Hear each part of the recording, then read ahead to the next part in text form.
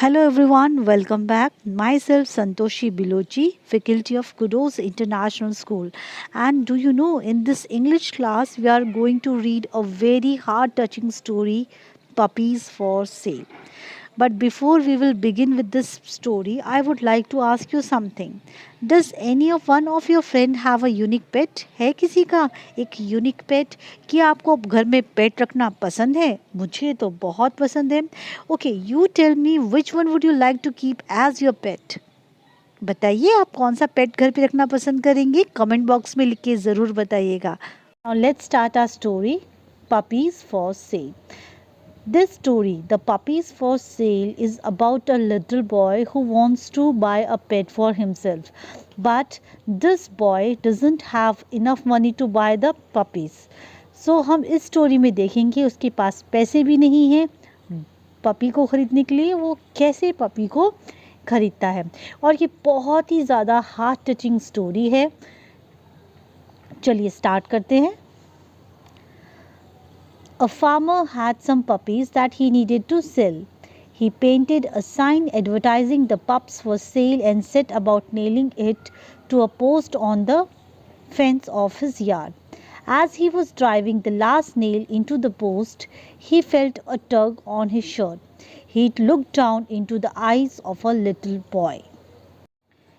तो एक फार्मर होता है, ठीक है, और उसके पास कुछ पपीज़ हैं जिन्हें वो बेचना चाहता है. पपीज़ यानी डॉग्स के बेबीज़, पपीज़. तो उसने क्या किया, उसने एक बोर्ड बनाया एडवर्टाइजमेंट के लिए और जिसमें लिखा था पप्स फॉर सेल, यानी ये पपीज़ क्या हैं, बिकाऊ हैं. और वो जो उसका एडवर्टाइजिंग बोर्ड था वो अपने फेंस पे, यानी फेंस क्या होता है, बाहर जो हमारे घर का बाहर का एरिया होता है और इसकी जो बाउंड्रीज़ होती है जो हम वायर से करते हैं, ठीक है, या लकड़ी से करते हैं. आजकल तो हम सीमेंटेड करते हैं, राइट. तो वो अपने बाहर की फेंस पर उस बोर्ड को लगा रहा था. As he was driving the last nail into the post. Nail का मतलब होता है कील, और बस वो लास्ट कील उसमें ठोक ही रहा था अपने एडवर्टाइजिंग बोर्ड में. He felt a tug on his shirt. और तभी उसने महसूस किया कि उसकी जो शर्ट है उसको किसी ने खींचा. टग का मतलब होता है अ सडन पुल, ठीक है. He look down into the eyes of the little boy.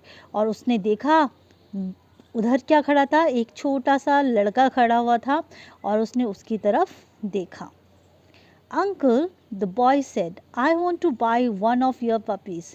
तो उसने बोला, अंकल मैं आपका पपी लेना चाहता हूँ, एक पपी लेना चाहता हूँ.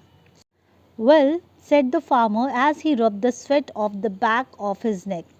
तो फार्मर क्योंकि बहुत देर से बाहर खड़ा हुआ था, ठीक है, अपने एडवर्टाइजिंग बोर्ड को क्या कर रहा था, वो अपने फेंस पे लगा रहा था, तो उसको काफ़ी स्वेटिंग हो रही थी, पसीना आ रहा था. तो उसने जो उसकी नेक के पीछे जो पसीना आ रहा था उसको पोंछते हुए कहा, अच्छा, these puppies come from the fine parents and cost a good deal of money.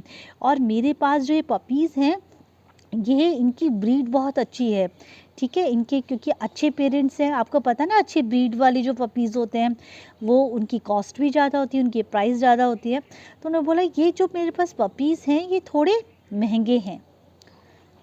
The boy dropped his head for a moment, then reaching deep into his pocket, he pulled out a handful of change and held it up to the man. I have got 39 rupees. Is that enough to take a look? अब boy ने क्या किया, dropped his head, अपना sir झुकाया थोड़ी सी देर के लिए और फिर उसने अपनी पॉकेट में हाथ डाला और अपनी पॉकेट से उसने कुछ चेंज निकाले और उसने वो चेंज उस आदमी को देते हुए कहा कि मेरे पास सिर्फ 39 रुपीज़ हैं, इतने काफ़ी होंगे, क्या मैं उन पपीज़ को देख सकता हूँ? Sure, said the farmer. उसने कहा ज़रूर तुम देख सकते हो, but you don't have to pay anything at all. लेकिन तुम्हें उसके लिए कुछ भी पे करने की ज़रूरत नहीं है, यानी मुझे कोई पैसे देने की ज़रूरत नहीं, तुम ऐसे ही उनको दे सकते हो. And with that he let out a whistle. Here Laila, he called. और उसके बाद उसने विसल बजाई एक, ठीक है, और उसने किसका नाम पुकारा, लैला, ठीक है, लैला कौन है? उन डॉगीज़ की mother. Out from the dog house and down the ramp ran Leila, followed by the three little balls of fur. The little boy looked at them and his eyes danced with delight. तो जैसे ही उस farmer ने लैला बोला, वैसे ही dog house से, यानी जो canal है जिसमें डॉग्स रहते हैं, ठीक है, वहाँ से जो लैला थी वो कहाँ से उतर कर आई? रैम, जो ढलान होती है उस पर उससे भागती हुई, और उसके पीछे कौन आ रहे थे? 3 लिटिल बॉल्स ऑफ फर। यहाँ पे 3 लिटिल बॉल्स ऑफ फर का मतलब है 3 पपीज़। तो वो भी उसके पीछे आए। The little boy looked at them, और लिटिल बॉय जो छोटा सा जो बालक था उसने उसको देखा और उसकी आइज़ खुशी के कारण झूम उठी। इसलिए इसमें यहाँ लिखा है आइज़ डांस विद डिलाइट, यानी वो खुशी से नाच उठा। ठीक है। As the dogs made their way to the fence, the little boy noticed something else moving inside the dog house. और जैसे ही जो डॉग हैं वो अपने कैनल से निकलते हुए उस फेंस के पास आ रहे थे जहाँ पे वो डॉग और वो फार्मर खड़ा था, तो लिटिल बॉय ने कुछ और नोटिस किया डॉग हाउस में। Slowly another little ball appeared, उसको एक और डॉगी यानी एक और पपी वहाँ पर नज़र आया। दिस वन मच स्मॉलर, जो इन सब से थोड़ा छोटा था। Down the ramp it slid, और जब वो रैम्प से उतर रहा था वो फिसला।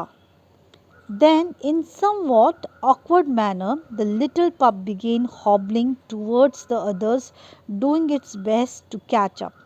और उसके बाद किसी तरीके से एक ऑकवर्ड मैनर में, एक अजीब तरीके से जो लिटिल बॉय जो पप था यानी जो लिटिल पपी था वो हॉबलिंग करता हुआ यानी लड़खड़ाते हुए अपने जो दूसरे उसके जो पपीज़ थे, जो लैला के पीछे 3 पपीज़ और भाग रहे थे, उन तक पहुंचने की वो कोशिश कर रहा था, यानी वो अपना बेस्ट दे रहा था। ठीक है, लेकिन वो कैसे चल रहा था? लड़खड़ाते हुए। I want that one, the little boy said, pointing to the last one. तो जो little boy था उसने बोला वो जो लास्ट में जो पपी आया है वही मुझे चाहिए, जो लड़खड़ाता हुआ आ रहा था। The farmer knelt down at the boy's side and said, तो फार्मर झुका, knelt down यानी नीज पे झुका, ठीक है, और उसने उसको बोला, son you don't want that puppy, तुम वो पप्पी नहीं ले सकते, यानी वो वाला डॉगी आप नहीं ले सकते। He will never be able to run and play with you like these other dogs would. ये जो लास्ट वाला पप्पी है ये कभी तुम्हारे साथ खेल नहीं पाएगा जिस तरह से बाकी पपीज़ तुम्हारे साथ खेल सकते हैं, लेकिन ये जो लास्ट पपी है वो तुम्हारे साथ कभी खेल नहीं पाएगा, दौड़ नहीं पाएगा। With that, the little boy stepped back from the fence, reached down and began rolling up one leg of his trouser. तो जैसे ही उसने सुना, यानी उसको पता चल गया कि वो जो दूसरा लास्ट वाला पपी है उसमें कोई परेशानी है, वो थोड़ा डिसेबल है। ऐसा सुनकर जो लिटिल बॉय था वो थोड़ा सा पीछे हटा, ठीक है, वो बैठा और उसने अपना जो एक पैर की जो ट्राउज़र है उसको ऊपर की तरफ उठाना शुरू किया, यानी एक पैर का जो पैंट था उसने उसको ऊपर उठाना शुरू किया। In doing so he revealed a steel brace running down both sides of his leg, attaching itself to a specially made shoe. अब वो उसको ये दिखा रहा है, ठीक है, क्या दिखा रहा है कि उसके जो पैर हैं उसके पैर में क्या लगा हुआ है? स्टील का रॉड लगा हुआ है, यानी स्टील के ब्रेसेस लगे हुए हैं। और वो जो स्टील के ब्रेसेस हैं और वो किससे अटैच है? एक शू से अटैच है, यानी उसका एक पैर पूरी तरह से आर्टिफिशियल है। Looking back up at the farmers, उसने फार्मर को देखा और बोला, you see uncle, I don't run too well myself, he will need someone like me to look after him. तो उसने बोला, अंकल देखो देखो, मैं भी भाग नहीं सकता, मैं भी दौड़ नहीं सकता, ठीक है, और ये जो डॉगी है ये भी दौड़ नहीं सकता, ये भी भाग नहीं सकता, और मुझे इसे मेरे तरह ही किसी की ज़रूरत है जो इसके जैसा हो, जो इसके दर्द को समझे, तभी वो इसका अच्छा तरीके से ख्याल रख पाएगा। He will need someone like me to look after him, जो उसका ध्यान रख पाएगा। तो इस तरीके से जो ये फार्मर था, ये फुली इम्प्रेस्ड हो गया इस लिटिल बॉय से, ठीक है, और बहुत ही ज़्यादा इसके दिल को छू गई इस छोटे से लिटिल बॉय की बात, और इसने वो जो पपी था वो इस लिटिल बॉय को दे दिया। तो कैसी लगी आपको स्टोरी, बताइएगा ज़रूर कमेंट करके। बहुत ही ज़्यादा थी ना हार्ट टचिंग स्टोरी, जहाँ पे एक लिटिल बॉय ने एक लिटिल पपी का दर्द समझा और उसको अपने घर लेकर आया उसकी केयर करने के लिए।